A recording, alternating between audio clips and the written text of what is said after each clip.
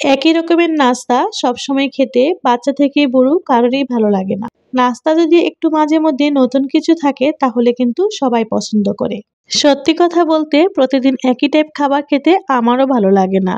সবসময় গতানুগতিক খাবারে একটু ভিন্নতা আনতেই ভালো লাগে। আজ আমি এমনই একটি নাস্তা আইটেম তৈরি করেছি যা খেয়ে অনেকেই বলতে পারবে না এটি কি দিয়ে তৈরি। তো আর দেরি কেন, চলুন দেখা যাক আজকের এই আনকমন রেসিপিটি।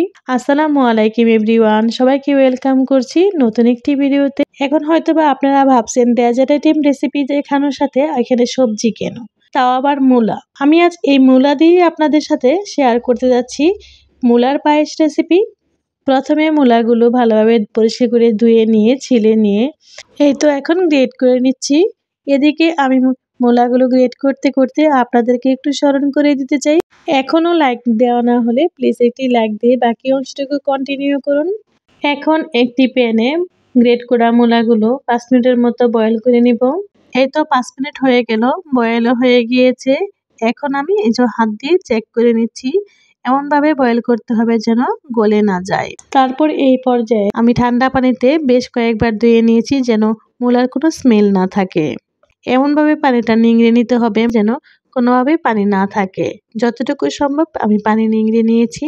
খুব ভালোভাবে পানি নিংড়ে নেওয়ার জন্য আমি 2 হাত ব্যবহার করেছি। পানি নিংড়া নেওয়া হয়ে গেলে সাইডে রেখে দিয়ে এখন আমি ফ্রিজ থেকে দুধ বের করে নিচ্ছি 1 কেজি। 1 কেজি দুধকে আমি জাল করে হাফ কেজির মতো করার চেষ্টা করব। এই মূলার পায়েসটা তৈরি করার সময় আমি একটু সময় নিয়ে করে থাকি, এতে করে লোভনীয় সুস্বাদু হয়ে থাকে। এই মূলার পায়েস আগে যারা খেয়েছেন কিংবা রান্না করেছেন কমেন্টে জানাতে পারেন। দুধ অর্ধেক না হওয়া পর্যন্ত চুলায় লো হিটে বসানো ছিল।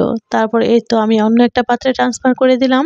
আপনারা চাইলে একই পাত্রে করতে পারেন, আমি ভিডিওর সুবিধার জন্য পাত্রটি ট্রান্সফার করলাম। তারপর এই তো পরিমাণ মতো লবণ আর গরম মশলা অ্যাড করে আরও কিছুক্ষণ ফুটিয়ে নিব। সাথে চিনিও দিয়েছি 1 কাপ। চিনির পরিমাণটা আপনারা আপনাদের পছন্দ মতো অ্যাড করবেন। এখন আমি আবারও 5-7 মিনিটের মতো ভালোভাবে ফুটিয়ে নিব। গরম মশলা দিয়েছি, গরম মশলার স্মেল উঠে গিয়েছে, এখন আর ওদের লাগবে না, ওদেরকে এখন সরিয়ে নিচ্ছি। একটি স্ট্রেনার দিয়ে আমি ছেঁকে নিচ্ছি। আসলে প্রয়োজন শেষ হয়ে গেলে কোনো কিছুরই মূল্য নেই। গরম মশলাগুলো ছেঁকে নিয়ে আগে থেকে বয়েল করা মূলাগুলো আমি এবার দিয়ে দিলাম।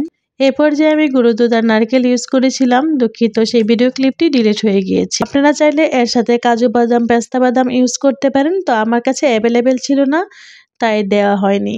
খেতে এতটা ইয়াম্মি হয়েছিল যা বলে বোঝাতে পারবো না। যারা একবার এই মূলার পায়েস খেয়েছেন তারা জানেন নিশ্চয়ই এটি কতটা মজাদার।